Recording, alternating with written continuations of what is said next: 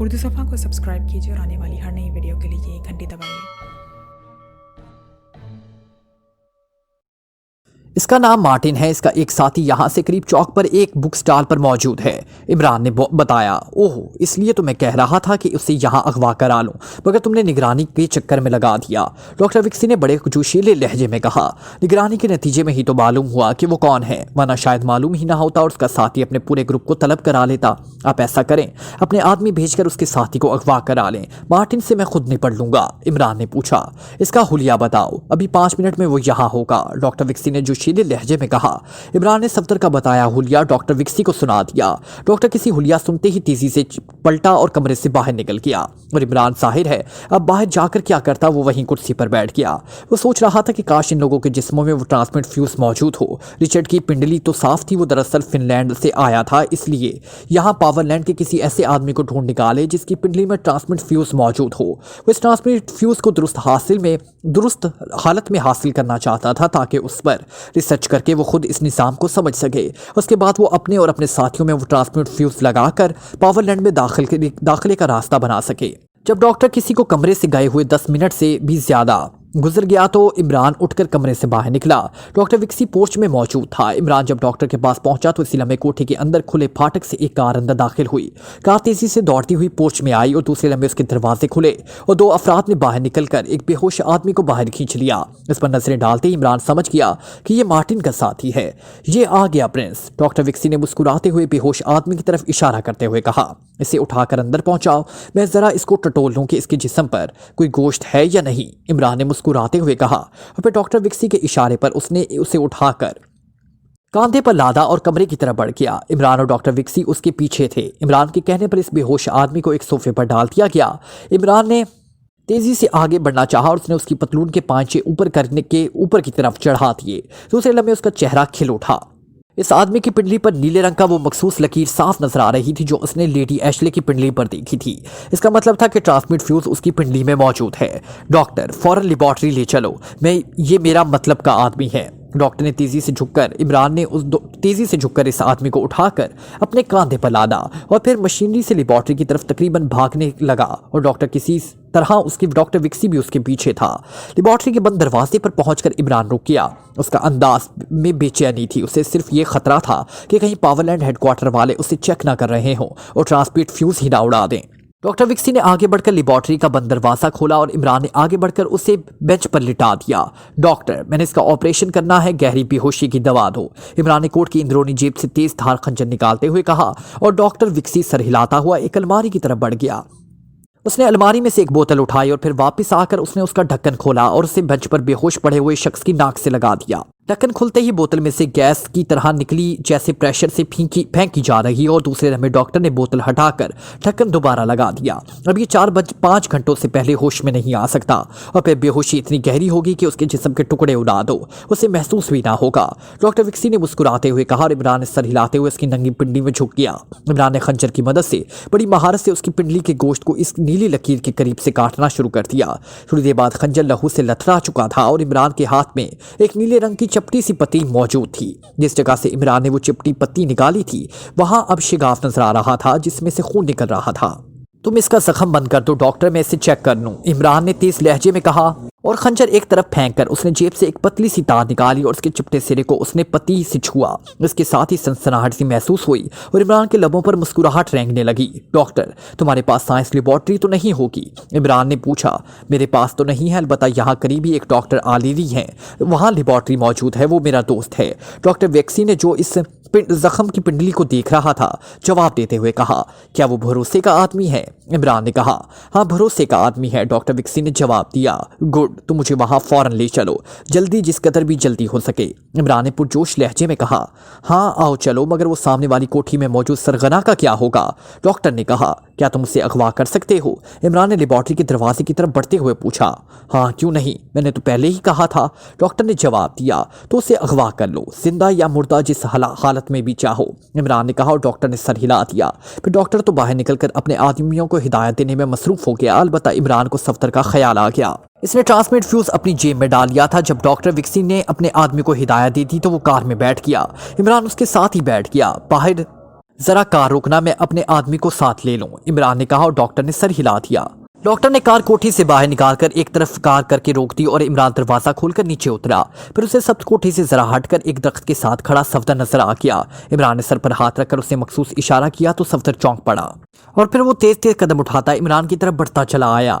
Safdar, car में बैठो, इमरान उसके करीब आते ही आहिस्ता से कहा और सफदर खामोशी से सर हिलाता हुआ कार की पिछली नशिस्त पर बैठ गया। इमरान ने आगे वाली नशिस्त से संभाल ली और फिर इमरान के कहने पर डॉक्टर विक्सी ने कार आगे बढ़ा दी। सफदर डॉक्टर विक्सी की वजह से खामोश था, जबकि इमरान जेब से वो ट्रांसमिट फ्यूज निकालकर उसके मुआयने में गर्क हो गया, इसलिए कार में खामोशी तारी रही। मार्टिन ने मशीन का स्विच ऑन किया, फिर जैसे ही स्क्रीन रोशन हुई उसने गुफ्तगू नशर करने वाला स्विच दबा दिया।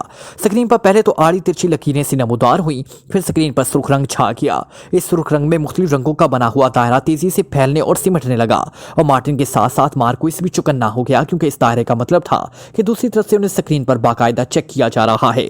इस खसूसी मशीन में यह खासियत थी कि इस पर सोने वाली कॉल को दुनिया के किसी भी हिस्से में किसी भी जगह पर ट्रांसमीटर पर चेक ना किया जा सकता था और हेडक्वार्टर में ऐसी मशीनें मौजूद थी कि कॉल करने वाले की आवाज और उसकी तस्वीर को कंप्यूटर के जरिए एक लम्हे में चेक कर लिया जाता और राब्ता भी इस सूरत में कायम हो सकता था जबकि कंप्यूटर मशीन चलाने वाला उसको जब तक ओके कर देता।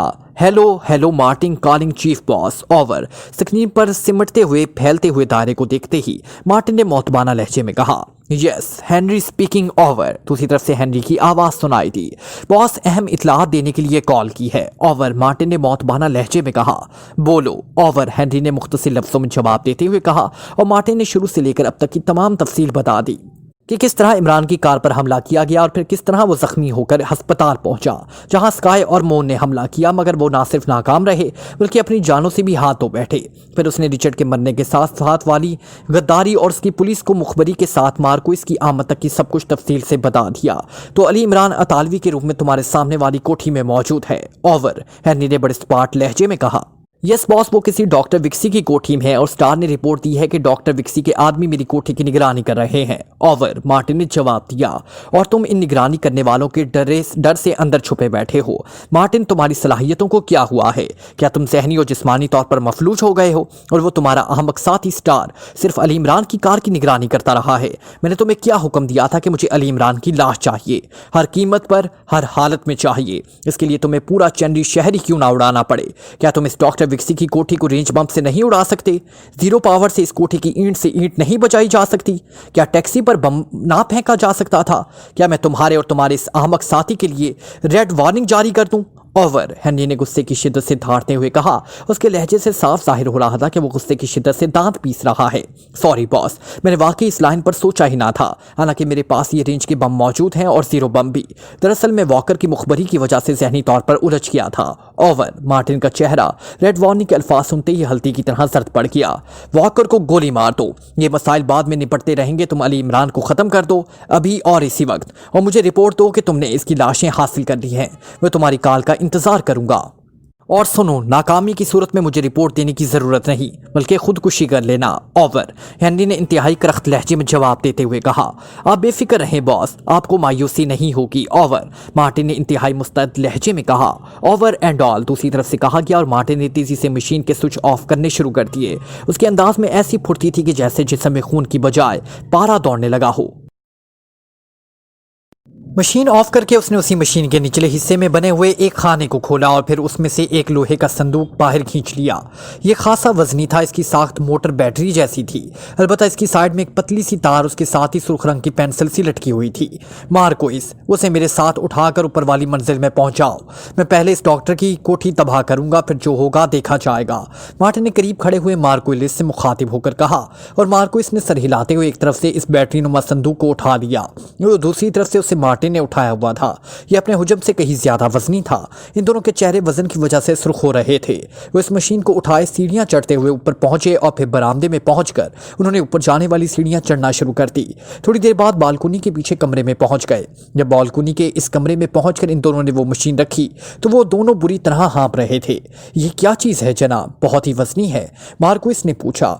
ये जीरो बम है, इंतहाई खतरनाक बम। तुम देखना कि सामने वाली इतनी बड़ी कोठी कैसे एक लम्हे में राख का ढेर बन जाएगी। मार्टिन ने जवाब दिया। फिर उस मशीन के साथ लगी हुई एक छोटी सी तार को हुक से निकालकर उसके सिरे के तीनों तारें दीवार के साथ नस्ब पावर प्लग के तीनों सुराखों में फंसा दी और पावर प्लग का बटन ऑन कर दिया। बटन ऑन होते ही मशीन के ऊपर वाली सतह पर हल्की सी रोशनी फैल गई। इसकी सतह के नीचे लगी हुई कोई ट्यूब नुमा चीज जल उठी थी। यह रोशनी सब्ज रंग की थी। सामने वाली खिड़की खोल दो, मार्टिन ने मार्कोइस से मुखातिब होकर कहा और मार्कोइस ने आगे बढ़कर वो खिड़की खोल दी। अब इस खिड़की में से डॉक्टर विक्सी की कोठी साफ नजर आ रही थी। मार्टिन ने एक नज़र इस कोठी पर डाली और फिर इसने मशीन के साथ लगी हुई तार जिसके सिरे पर सुर्ख रंग की पेंसिल लगी हुई थी हुक से निकाली और स्प्रिंग नुमा तार को खींचा। वो खिड़की की तरफ बढ़ता चला गया। उसी लम्हे उसे ख्याल आया कि जब तक जीरो बम पूरी तरह चार्ज ना हो जाए वो क्यों ना स्टार से रिपोर्ट ले कि वो अतालवी कहीं बाहर तो नहीं निकल गया, क्योंकि जीरो बम को काम करने के लिए तैयार होने में 10 मिनट लग जाते हैं। मार्टिन ने मुड़कर अपने करीब खड़े हुए मार्कोइस से मुखातिब होकर कहा। यस, मार्कोइस ने कहा। नीचे जाकर तहखाने में मेरा बैग पड़ा हुआ है, वो उठा लाओ क्योंकि जरा जल्दी। मार्टिन ने कहा ठीक है। मार्कोइस ने जवाब देते हुए कहा। जाहिर है वो मार्टिन को ही ज़हनी तौर पर अपना बॉस समझने लगा था। वो तेजी से मुड़कर नीचे जाने वाली सीढ़ियों की तरफ बढ़ता चला गया। मार्टिन हाथ में सुर्ख रंग की पेंसिल पकड़े खिड़की के पास खामोश खड़ा था। डॉक्टर विक्सी की कोठी उसकी नजरों के सामने थी। इसका पोर्च खाली पड़ा हुआ था। अलबत्ता बरामदे में एक मुसल्लह शख्स मौजूद था जो बड़ी बेचैनी से इधर उधर टहल रहा था और बार बार मुड़कर फाटक की तरफ देख रहा था। मार्टिन मुड़कर जीरो बम को देख लेता था और उसकी सतह पर फैली हुई रोशनी अभी तक सब्ज रंग की थी। उसे अच्छी तरह मालूम था कि जैसे ये रोशनी सुर्ख रंग में तब्दील हो गई जीरो बम खौफनाक तबाही फैलाने के लिए तैयार हो जाएगा। अभी जीरो बम को चेक कर रहा था। उसे निचली मंजिल में एक हल्के से खटके और फिर किसी के करहाने की आवाज सुनाई थी और मार्टिन बेख्तियार चौंक पड़ा। इसने हाथ में पकड़ी हुई पेंसिल को खिड़की के पट के साथ हैंडल से लटकाया, फिर जेब से रिवॉल्वर निकालता हुआ तेजी से नीचे की तरफ लपका। लेकिन अभी वो सीढ़ियों तक ना पहुंचा था कि सीढ़ियों के दरवाजे में से भी कोई साया इस पर झपटा और वो उसे रोकेता हुआ साइड की दीवार तक लेता चला गया। लेकिन मार्टिन के जिस्म ने इंतहाई फुर्ती से हरकत की और वो साया जो तकरीबन इस पर सवार था चीखता हुआ सीढ़ियों के दरवाजे से जा टकराया। दूसरे लम्हे एक धमाका हुआ और मार्टिन के हाथ में पकड़े हुए रिवॉल्वर से शोला निकला और वो साया जो दरवाजे से टकराकर उठने की कोशिश कर रहा था चीखता हुआ मुंह के बल सीढ़ियों पर गिरा और कलाबाजियां खाता हुआ सीढ़ियों पर गिरता चला गया। गोली उसके सीने पर लगी थी। मार्टिन तेजी से उसके पीछे लपका और फिर वो सीढ़ियां उतरता चला गया। लेकिन जैसे ही वो सीढ़ियों के इख्तिताम पर पहुंचा अचानक ठक की हल्की सी आवाज उभरी और मार्टिन को यूं महसूस हुआ जैसे उसके सीने में दहकता हुआ अंगारा घुसता चला गया हो और दूसरे लम्हे वो चीख मारकर मुंह के बल आखिरी सीढ़ी से नीचे बरामदे की फर्श पर गिरता चला गया। लेकिन हाथ में पकड़ा हुआ रिवॉल्वर अभी तक उसके हाथों में था। उसके जहन पर यकलख्त अंधेरों ने जलगार कर दी थी। लेकिन उसने तेजी से सर को झटका और दूसरे लम्हे उसने बड़ी फुर्ती से जिस्म को कॉस की सूरत में घुमाया और फिर उसने ट्रिगर दबा दिया और बरामदे में एक और चेंज बुलंद हुई और फिर धमाके से कोई शख्स नीचे गिरता हुआ महसूस हुआ। मार्टिन ने सर को बार बार झटकर अपने जहन में छाने वाले अंधेरों को दूर करने की कोशिश की। उसके एक हाथ में रिवॉल्वर था जबकि दूसरे हाथ में उसने अपने सीने पर रखा हुआ था जहां उसे गोली लगी थी और फिर वो तकरीबन लड़खड़ाता हुआ उठ खड़ा हुआ। बरामदे में उसे सीढ़ियों के करीब मार्कोइस की लाश पड़ी हुई दिखाई थी। उसकी पुश्त में गोली लगी थी और वो पहलू के बल पड़ा हुआ था। उसके हाथ में अभी तक वो बैग मौजूद था जो मार्टिन ने उसे लाने के लिए कहा था। मार्टिन लड़खड़ाता हुआ उठा, फिर उसी तरह सीने को पकड़े वो सीढ़ियां चढ़ने लगा। वो एक एक सीढ़ी बड़ी मुश्किल से चढ़ रहा था क्योंकि उससे महसूस हो रहा था जैसे लम्हा ब लम्हा उसके जिस्म में से जिंदगी निकलती जा रही हो। लेकिन वो अपनी बेपनाह क़ुव्वत इरादी के बल पर ऊपर चढ़ता चला गया। कई बार वो इस बुरी तरह लड़खड़ाया कि जैसे अभी लड़कता हुआ वापस नीचे जा गिरेगा। लेकिन उसने ऐन आखिरी लम्हात में अपने आप को संभाल लिया और फिर आखिरी सीढ़ी चढ़ने के बाद उसकी हिम्मत अचानक जवाब दे गई और वो मुंह के बल फर्श पर गिर गया। चंद लम्हे वहां पड़े रहने के बाद उसने एक बार फिर हिम्मत की और इस बार उठकर आगे बढ़ने की बजाय वो रेंगता हुआ कमरे की तरफ बढ़ता चला गया। उसे यूं महसूस हो रहा था जैसे उसके जहन पर गहरी धुंध छाती जा रही हो। उसे हर चीज धुंध में लिपटी हुई नजर आ रही थी। लेकिन वो मुसलसल सर को झटकता हुआ आगे बढ़ता गया और थोड़ी देर बाद वो जीरो बम मशीन के पास पहुंच गया। जीरो बम मशीन की सतह पर अब सुर्ख रंग की रोशनी फैली हुई थी और इस रोशनी को देखते ही उसके जहन से यकलख धुंध छट गई और उसे यूं महसूस हुआ जैसे उसका डूबता हुआ दिल फिर तेजी से धड़कने लगा हो और इस बार वो उठकर खड़ा होने में कामयाब कामयाब हो गया और फिर लड़खड़ाता हुआ वो खुली खिड़की के पास पहुंच गया। उसने हाथ में पकड़ा हुआ रिवॉल्वर एक तरफ फेंका और फिर खिड़की का सहारा लेकर वो खड़ा हो गया। डॉक्टर विक्सी की कोठी उसे साफ नजर आ रही थी। उसने दांत भींचे हुए खिड़की के हैंडल से लटकी हुई सुर्ख रंग की पेंसिल उतारी और फिर उसका रुख डॉक्टर विक्सी की कोठी की तरफ करके उसने एक नजर मुड़कर जीरो बम की मशीन की तरफ देखा, जिसकी सतह पर सुर्ख रंग की रोशनी झलकती हुई साफ नजर आ रही थी। दूसरे लम्हे मार्टिन ने सुर्ख पेंसिल के कोने में उभरे हुए सफेद रंग के एक छोटे से बटन को दबाया। बटन दबते ही उसके हाथ एक झटका सा लगा और उसके साथ ही जीरो बम की मशीन में गिड़गिड़ाहट सी पैदा हुई और दूसरे लम्हे पेंसिल के आखिरी सिरे पर सुर्ख रंग का शोला सा चमका और फिर वो शोला फिजा में तैरता हुआ डॉक्टर विक्सी की कोठी की तरफ बढ़ता चला गया। मार्टिन की नजरें इस शोले पर जमी हुई थी। इस वक्त वो अपनी तमाम तकलीफ भूल चुका था। जैसे ही शोला डॉक्टर विक्सी की कोठी की असल इमारत के ऊपर पहुंचा, मार्टिन ने एक बार फिर सफेद बटन दबा दिया। इस बार बटन दबते ही मार्टिन के हाथ को एक जोरदार झटका लगा और उसके साथ ही जीरो बम मशीन पर पैदा होने वाली गिड़गिड़ाहट एक हल्के से धमाके के साथ खामोश हो गई। पेंसिल के आखिरी सिरे से नीले रंग की शुआ निकली और दूसरे लम्हे कोठी की इमारत पर मौजूद शोला तेजी से इमारत पर गिरता चला गया।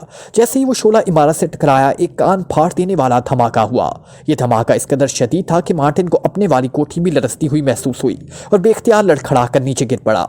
दूसरे लम्हे उसका कमरा तेज रोशनी से भर गया और मार्टिन के जर्द चेहरे पर सुर्खी सी झलकने लगी। वो घुटनों के बल उठा और उसने खिड़की में से देखा तो डॉक्टर विक्सी की कोठी से आग का एक बुलंद मीनार रस्सियाओं ऊपर उठ रहा था। जैसे आतिशफिशां फटने से उसमें से आग का मीनार बुलंद होता है। इस आग में उसने कोठी के मलबे को तिनकों की सतह में फिजा में बिखरे हुए साफ तौर पर देखा। उसके चेहरे पर मुस्कुराहट रेंग गई। वो अपने मिशन में कामयाब हो चुका था। जाहिर है कोठी के अंदर मौजूद अतालवी अब तक राख का ढेर बन चुका होगा।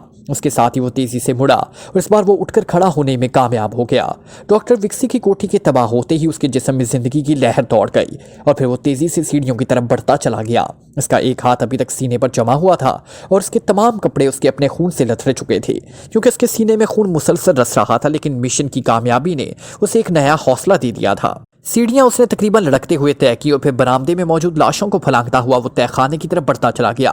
उसके दांत भींचे हुए थे और उसके चेहरे से साफ जाहिर हो रहा था कि वो सिर्फ अपनी बेपनाह कुव्वत इरादी के बल पर हरकत कर रहा है। फिर गोली ऐसी मोहलक जगह पर ना लगी थी कि फौरी हलाक हो जाता। वो तहखाने की सीढ़ियां उतरता हुआ दोबारा तहखाने में पहुंच गया और फिर चंद लम्हों तक वह स्टूल पर बैठकर पूरी तरह हाँफता रहा। उसके बाद उसने मशीन का स्विच ऑन किया। Yes, Henry from headquarter, over. राब्ता कायम होते ही मशीन से हेनरी की आवाज सुनाई थी। मार्टिन स्पीकिंग बॉस, डॉक्टर विक्सी की कोठी तबाह हो गई है। मैंने जीरो बम मारा है, ओवर। मार्टिन ने धीमे और अटकते हुए लहजे में रिपोर्ट देते हुए कहा। तुम्हें क्या हुआ है मार्टिन? तुम्हारे सीने से खून निकल रहा है और कपड़े भी खून से लथड़े हुए हैं, ओवर। दूसरी तरफ से हेनरी की चीखती हुई आवाज सुनाई दी। वॉकर के आदमियों ने हमला कर दिया। वो मुझे कत्ल करना चाहते थे। उन्होंने मार्कोइस को भी हलाक कर दिया है और मुझे भी गोली मार दी है। मैंने इन दोनों को ख़त्म कर दिया है। मेरा जहन डूब गया था, लेकिन मैंने चूंकि आपसे हर कीमत पर मिशन मुकम्मल करने का वादा किया था, इसलिए मैंने उसी हालत में जाकर कोठी उड़ा दी, ओवर। मार्टिन ने रुक रुक कर बात मुकम्मल करते हुए कहा। मार्टिन को यही ख्याल था कि इन पर हमला वॉकर के आदमियों ने किया है, क्योंकि और तो कोई इस मकीनगाह से वाकिफ ही ना था। इसलिए उसने रिपोर्ट में वॉकर का ही नाम लिया। ओह, वेरी गुड, तुमने बेपनाह हौसले से काम लिया है मार्टिन। मैं वॉकर को इबरतनाक मौत मारूंगा। मैंने इसके लिए रेड वार्निंग दे दी है। लेकिन क्या तुमने जीरो बम को फायर करने से पहले इस बात की तस्दीक कर ली थी कि अली इमरान इस कोठी में मौजूद था, ओवर? हेनरी ने पूछा। मार्टिन एक लम्हे के लिए खामोश रहा। वो भला क्या जवाब देता कि वो इस बात की तस्दीक करना ही चाहता था कि इस पर हमला हो गया। लेकिन इस लम्हे उसे ख्याल आ गया कि अगर अतालवी कोठी से निकलता तो स्टार उसे जरूर इतला कर देता, लेकिन स्टार की तरफ से कोई इतला ना मिली थी। यस बॉस, मैंने खुद अपनी आंखों से उसे डॉक्टर विक्सी की कोठी के बरामदे में खड़े देखा था और मेरी आंखों के सामने वो जीरो बम का शिकार हुआ था, ओवर। मार्टिन ने चंद लम्हों की खामोशी के बाद जवाब देते हुए कहा। जाहिर है वो इनकार करके अपने मिशन का नतीजा तो हल्का ना कर सकता था। वेरी गुड, तुम ऐसा करो, फौरी तौर पर मिशन बंद कर दो। मैं तुम्हें ट्रांसमिट कर रहा हूं ताकि हेडक्वार्टर में तुम्हारा फौजी इलाज हो सके, ओवर एंड ऑल, हेनरी ने कहा। मार्टिन ने ढीले हाथों से मशीन का स्विच ऑफ कर दिया। अब उसके जहन में एक बार फिर अंधेरों ने यलकार करती थी और दूसरे लम्हे से अपनी पिंडली में हल्की सी सरसराहट का एहसास हुआ। उसके साथ ही उसका जहन गहरे अंधेरों में डूबता चला गया। दूसरे लम्हे दीवार के साथ नसब मशीन में एक जबरदस्त धमाका हुआ। फिर इस मशीन में आग भड़क उठी। आग ने मशीन को अपनी लपेट में ले लिया। चंद लम्हों बाद पूरी मशीन जलकर स्याह हो गई। इमरान का चेहरा मशीन के डायल पर नजरें डालते ही मुसरत से चमक उठा। उसके दिल में मुसरत की बेपनाह लहर सी उठी और एक तवील सांस लेते हुए उसने मशीन का बटन ऑफ कर दिया। क्या हुआ इमरान, क्या कामयाबी हुई? करीब बैठे हुए डॉक्टर विक्सी ने इश्तियाक आमेज लहजे में कहा। कामयाबी? अरे कामयाबी तो हमारे घर की लौंडी है डॉक्टर, इमरान ने मुस्कुराते हुए जवाब दिया। तो इसका मतलब है कि तुमने ट्रांसमिट फ्यूज का फार्मूला समझ लिया है, डॉक्टर विक्सी ने खुशी से उछलकर खड़े होते हुए कहा। ना सिर्फ फार्मूला समझा है बल्कि इसका ऑपरेटिंग प्रोसेस भी समझ लिया है। मैं आसानी से ना सिर्फ पावरलैंड में ट्रांसमिट हो सकता हूं बल्कि जब चाहूं वापस भी आ सकता हूं, इमरान ने मुस्कुराते हुए कहा। वो तकरीबन आधे घंटे से मुसलसल लेबॉर्ट्री में मुख्तलिफ तजर्बात में मसरूफ था। डॉक्टर आलिरी की ये लेबॉर्ट्री वाकई ही इंतहाई जदीदतरीन और इसमें हर किस्म की आला तरीन मशीनरी मौजूद थी। जब डॉक्टर विक्सी और सफदर के हमरा यहाँ डॉक्टर आलिरी की कोठी में पहुंचा तो उसे इस वक्त बड़ी मायूसी हुई जब डॉक्टर आलिरी के मुतालिक मालूम हुआ कि वो किसी साइंस कॉन्फ्रेंस में शिरकत के लिए बाहर किया हुआ है। लेकिन चूंकि डॉक्टर आलिरी का लेबॉर्ट्री इंचार्ज डॉक्टर विक्सी से अच्छी तरह वाकिफ था, इसलिए डॉक्टर विक्सी के जोर देने पर लेबॉर्ट्री खोल दी गई और फिर इमरान सफदर को बाहर छोड़कर डॉक्टर विक्सी के हमरा लेबॉर्ट्री में दाखिल हो गया और अब वो कामयाबी पर मुस्कुरा रहा था। तो क्या इन्फ्यूज की तैयारी के लिए लेबॉर्ट्री की दोबारा जरूरत पड़ेगी? डॉक्टर विक्सी ने पूछा। हाँ पड़ेगी जरूर, लेकिन इनके लिए इंतहाई कीमती सामान खरीदना पड़ेगा और हो सकता है कि सारा सामान यहाँ चेन्नई में मुहैया ना हो सके, इमरान ने जवाब दिया। तुम फिक्र ना करो, तुम सामान की फहरिस्त मुझे दे देना, मैं उसे मुहैया करूंगा, चाहे वो दुनिया के किसी कोने से ही क्यों ना मैसर हो सके, डॉक्टर विक्सी ने पुरजोश लहजे में जवाब देते हुए कहा। गुड डॉक्टर, तुम वाकई अजीम हो। आओ अब चलें, अब जरा मार्टिन से भी मुलाकात हो जाए, वो यकीनन तुम्हारी कोठी में पहुंच चुका होगा, इमरान ने मुस्कुराते हुए कहा। डॉक्टर विक्सी अस्बात में सर हिलाता हुआ इसके साथ लेबॉर्ट्री से बाहर निकलता चला गया। क्या हुआ इमरान साहब, क्या काम हो गया? सफदर ने इनके बाहर आते हुए पूछा। काम नहीं बल्कि कामयाबी। कभी तो बोनस का भी जिक्र कर दिया करो, जरा जी ही खुश हो जाता है, इमरान ने मुस्कुराते हुए कहा और सफदर ने बेख्तियार हंस पड़ा। डॉक्टर विक्सी ने लेबॉर्ट्री इंचार्ज का शुक्रिया अदा किया और वो तीनों एक बार फिर कार में बैठकर डॉक्टर आलिरी की कोठी से बाहर निकल आए। डॉक्टर विक्सी कार ड्राइव कर रहा था जबकि इमरान की साथ वाली सीट पर और सफदर पिछली नशिस्त पर बैठा हुआ था। डॉक्टर आलिरी की कोठी साथ वाली कॉलोनी में थी और चूंकि वो इस कॉलोनी के आखिरी सिरे पर अलग थलग बनी हुई थी, इसलिए उस तक पहुंचने और वापस जाने के लिए खासा बड़ा चक्कर काट कर जाना पड़ता था।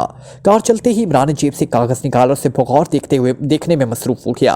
उसने ट्रांसमिट फ्यूज पर अपनी रिसर्च के नोट्स इस कागज पर तहरीर किए थे।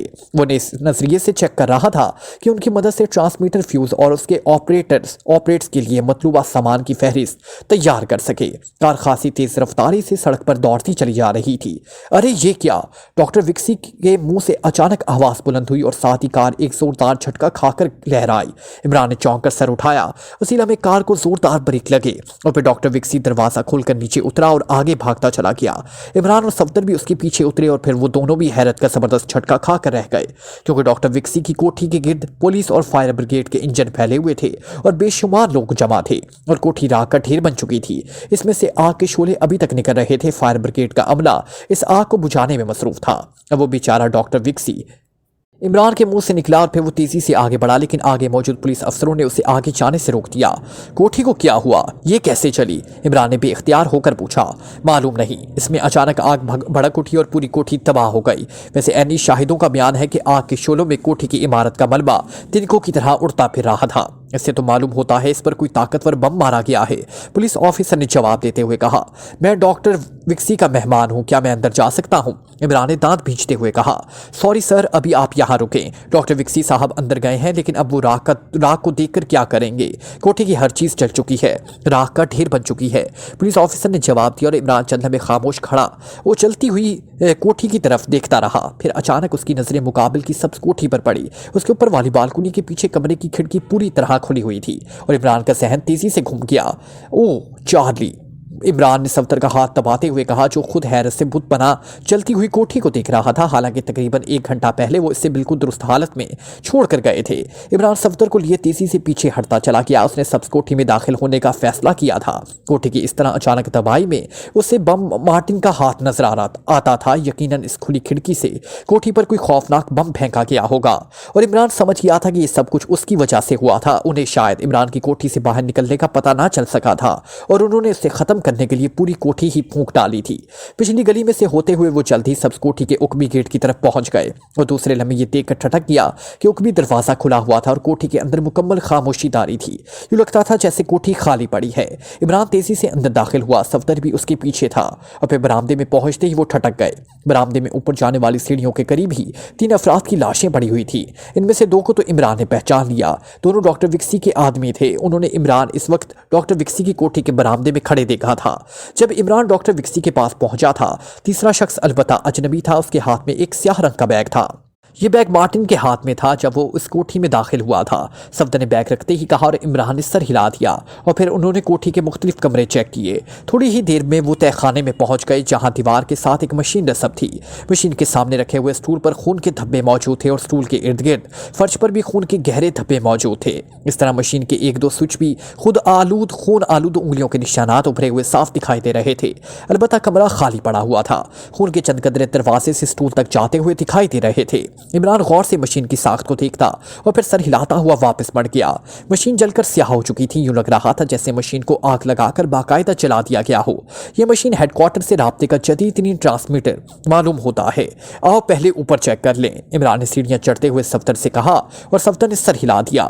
थोड़ी देर बाद वो सीढ़ियां चढ़ते हुए ऊपर पहुंचे तो इमरान कमरे में पहुंचते ही ठटक कर रह गया। एक बैटरी नुमा मशीन कमरे के वस्त में पड़ी थी, जिससे निकलने वाली एक तार अभी तक पावर प्लग के सुराखों में फंसी हुई थी। एक तरफ रिवॉल्वर पड़ा हुआ था जबकि दूसरी स्प्रिंग नुमा तार के सिरे पर मौजूद सुर्ख रंग की पेंसिल खिड़की के करीब गड़ी हुई थी। कमरे में और खास तौर पर खिड़की के करीब खून के खासे गहरे धब्बे मौजूद थे। इमरान ने पावर प्लग से तार अलहदा कर दी और फिर उसने झुककर जीरो बम की मशीन को गौर से देखा। चंद लम्हों बाद वो एक तवील सांस लेता हुआ उठ खड़ा हुआ। ये किस चीज की मशीन है? बैटरी जैसी, सफदर ने पूछा। ये एल्कम रेस फेंकने वाली मशीन है सफदर। ये रेस जहां पड़ जाए वहां खौफनाक तबाही मचा देती है और डॉक्टर विक्सी की कोठी पर इस मशीन से तबाही की गई है, इमरान ने संजीदा लहजे में कहा और फिर वापस मुड़ गया। मशीन चलाने वाला शायद भाग गया है, सफदर ने सीढ़ियां उतरते हुए कहा। वो मार्टिन था। मेरा ख्याल है कि वो शदीद जख्मी हो गया था। इसी जख्मी हालत में उसने डॉक्टर विक्सी की कोठी तबाह कर दी और फिर उसने जाकर हेडक्वार्टर रिपोर्ट दी और मुझे यकीन है कि उसे ट्रांसमिट करके वापस हेडक्वार्टर बुला लिया गया है। इमरान ने अंदाजा लगाते हुए कहा। ये बैग उठा लो, शायद इसमें से कोई काम की चीज़ मिल जाए, इमरान ने बरामदे में पहुंचते हुए कहा। सफदर ने मुर्दा आदमी के हाथ से बैग का हैंडल अलहदा करके बैग को अपने हाथ में पकड़ लिया और फिर वो दोनों उकबी दरवाजे से निकलकर गली में से होते हुए दोबारा सड़क पर पहुंच गए। वहां मचबा पहले से भी ज्यादा था। पुलिस की नफरी भी बढ़ चुकी थी। कोठी आग बुझ चुकी थी। इमरान ने एक पुलिस ऑफिसर से डॉक्टर विक्सी के मुतल्लिक पूछा। डॉक्टर विक्सी, वो बेचारा तो सदमे की वजह से खत्म हो गया है। पुलिस ऑफिसर ने अफसोस भरे अंदाज में सर हिलाते हुए जवाब दिया। क्या मतलब? मैं समझा नहीं, इमरान ने हैरत से आंखें फाड़ते हुए पूछा। डॉक्टर विक्सी की सारी उम्र की कमाई इसकी लेबॉर्ट्री थी। आग ने इस लेबॉर्ट्री को फूंक डाला था और जब आग बुझने के बाद उन्होंने लेबॉर्ट्री को देखा तो इन पर सदमे की शिद्दत से दिल का दौरा पड़ा और वो अस्पताल पहुंचने से पहले ही खत्म हो गए, पुलिस ऑफिसर ने वजाहत करते हुए कहा। और इमरान को यूं महसूस हुआ जैसे उसका दिलो दिमाग मफलूज हो गया हो। डॉक्टर विक्सी की इस तरह अचानक मौत ने उस पर अजीब असर डाला था। वो जो मौत की आंखों में आंखें डालने का आदी था, डॉक्टर विक्सी की मौत का सुनकर बुत बना खड़ा रह गया। उसे सबसे ज्यादा सदमा इस बात का था कि डॉक्टर विक्सी उसकी वजह से मौत के घाट उतर गया था। आप डॉक्टर विक्सी को जानते हैं? पुलिस ऑफिसर ने इमरान की हालत देखते हुए पूछा। हाँ, वो मेरे चचा के मामू की खालाजाद बहन के दामाद का चुचेरा भाई था, इमरान ने एक तवील सांस लेते हुए जवाब दिया। हैरत और अचानक सदमे का झटका वो सहा चुका था और पुलिस ऑफिसर हैरत भरे अंदाज में इमरान को देखता गया। वो शायद दिल ही दिल में इस रिश्ते की पचीतियों पर गौर कर रहा था और फिर इमरान उसे गौर करता हुआ छोड़कर पीछे हटा और फिर तेजी से हजूम में शामिल हो गया। सफदर भी उसके साथ था। वो दोनों हजूम में शामिल होकर खिसकते हुए रोड के बड़े चौक तक पहुंच गए। जल्द ही उन्हें एक खाली टैक्सी मिल गई, सिटी चार्मिंग होटल। इमरान ने टैक्सी में बैठते हुए बड़े संजीदा लहजे में कहा और टैक्सी ड्राइवर ने सर हिलाते हुए टैक्सी आगे बढ़ा दी। सफदर भी इमरान के साथ वाली पिछली नशिस्त पर बैठ गया। पावरलैंड के हेडक्वार्टर में लेडी एशले और तिरमिजी अपने मेन दफ्तर में बैठे अहम फाइलों के मुतालिया में मसरूफ थे कि अचानक दफ्तर का दरवाजा खुला और हेनरी मुस्कुराता हुआ अंदर दाखिल हुआ। हेलो, हेनरी ने अंदर दाखिल होते मुसरत भरे लहजे में कहा। हेलो हेनरी, आओ बैठो। आज खिलाफ तवक्को मेन ऑफिस में कैसे आना हो गया? तिरमिजी ने भी मुस्कुराते हुए पूछा। मैडम को खुशखबरी सुनाने आया हूँ, उनके दुश्मन से इंतकाम ले लिया गया है। अली इमरान हलाक हो चुका है। हेनरी ने मेज के सामने पड़ी हुई कुर्सी को अपनी तरफ घसीटते हुए जवाब दिया और लेडी एशले चौंक कर हेनरी को देखने लगी। अच्छा, वाकई ही? लेडी एशले ने चौंकते हुए पूछा। हाँ मैडम, बड़ी मुश्किल से इस शैतान का खात्मा हुआ है। हेडक्वार्टर के 6 बेहतरीन आदमी ज़ाया हुए हैं। एक शदीद जख्मी हालत में यहाँ अस्पताल में पड़ा हुआ है। बहरहाल ये बात मुसरत खेस है कि पावरलैंड पर से सबसे बड़ा खतरा टल गया। हेनरी ने जवाब दिया। मुझे तफसील बताओगे कि वो आखिर किस तरह मरा? इसकी लाश कहाँ है? लेडी एशले ने पूछा और हेनरी ने उसे पूरी तफसील बताना शुरू कर दी। लेकिन ये सब कुछ तो मार्टिन का बयान है। जब तक उसकी लाश ना देखी जाए इस वक्त तक क्या कहा जा सकता है? लेडी एशले ने बेयकीन लहजे में कहा। मैं आहमक नहीं हूं मैडम, मैंने बाद में इंक्वायरी कराई है। अली इमरान की मसकशदा लाश कोठी के अंदर से मिल गई है। पूरी तरह तसल्ली करने के बाद ही मैंने आपको रिपोर्ट दी है। हेनरी ने पूरी तसल्ली से झूठ बोलते हुए कहा। जाहिर है उसने ऐसी कोई इंक्वायरी ना की थी, क्योंकि मार्टिन इसका खास आदमी था और उसे मार्टिन की बात पर 100% यकीन था।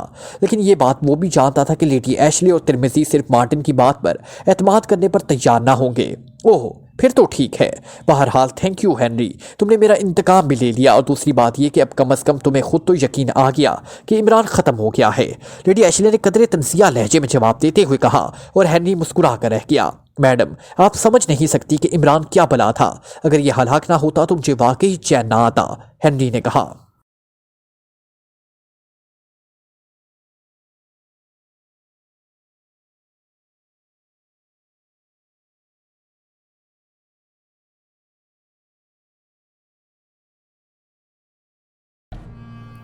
Like, comment, share, press the bell icon